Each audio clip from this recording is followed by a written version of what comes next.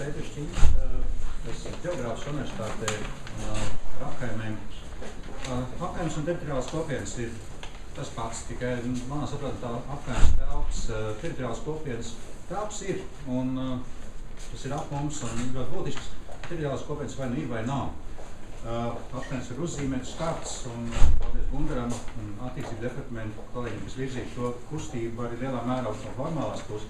Studijas visās formās, sākot no varbūt studiju kursiem, bet liela daļa kolēģiem arī, kas šeit ir ar doktora darbiem, maģistra darbiem strādā, te nav varbūt visu uzskaitīt. Un, protams, ko mēs skatāmies un mēģinām saprast šo te teritoriālo kopienu, jeb apkaimu dabu. Un gan no tā formālo jau skaidri definēto, ja kaut kādā statusā pastāvošām, bet tām, kuras tā kā ir, tā kā nav, tā kā ir kaut kādas izpausmes aktivitātes.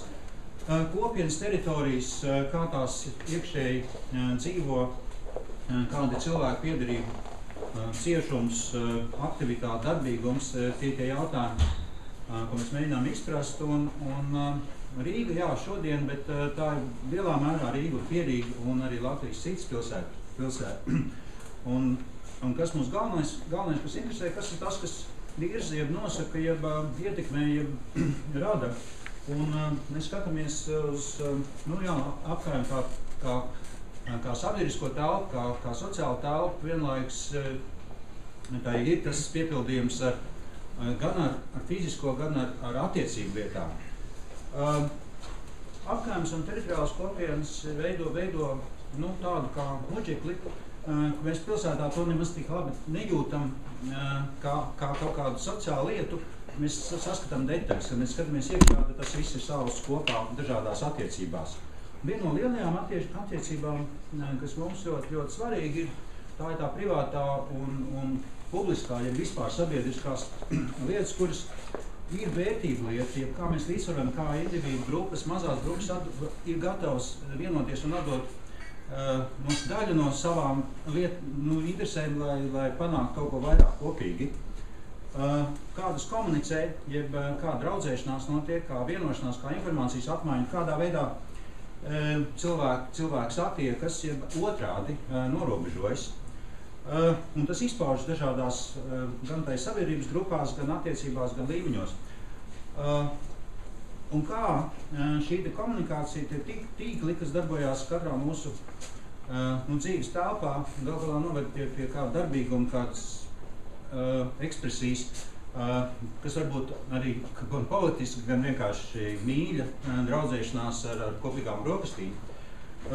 Ļoti būtisks elements, ko meklējam un darām un mēģinām saprast, tās ir publiskās telpas loma, ir tā satikšanās vietēju komunikāciju tīkli, tas auduma mezgu lietas, kuras elpo, kas padara kopienas dzīvē svarīgas, tiešās komunikācijas un lielā mērā, kur notiek arī īstenojās šīs te publiskās un individuālās attiecības, kuras arī ļoti, ļoti blakus šīm te cilvēcīgām kultūras vērtību lietām ir arī tikpat nozīmīgi strukturēts un iežogots ar juridiskām lietām. Galu galā šī te kopienu dzīve izpaužas tajā, un viens no tiem galveniem izpausmes veidiem, kādu mēs to redzam, tā ir cilvēka darbīgums, ļaušanās izpausties. Dārziņi pilsētā, tie dārzi piepilsētā, tās ir visdažādākās šīs te radošā cilvēka enerģijas izpausmes. Vienlaikus mēs esam mēģinājuši arī radīt šīs te līdzīgi kā Rīgai, tas ir Jēkabpils gadījumā apkaimes, kuras varētu funkcionēt, kas tiek analizēts un skatīts no iespējamo morfoloģisko saišu ciešumu. Ir arī brīnumi, ir tādas vietas, kuras Liepājas ielas gadījums, kur varbūt lielākā daļa nemaz nezina, bet tur ir fantastisks kopienas dzīves, tradicionāli varbūt paudzēs dzīvojoši ar ļoti interesantu ciešumu, ar dabas ritmu sasaisti, ar ļoti, ļoti īpatnējām gan šīm te individuālām telpas lietojuma sadzīves lietām, gan arī ar iekšējām vērtībām, kuras lielākoties nav zinās, bet kuras ļoti stingrs un spēcīgs kopienas pastāv.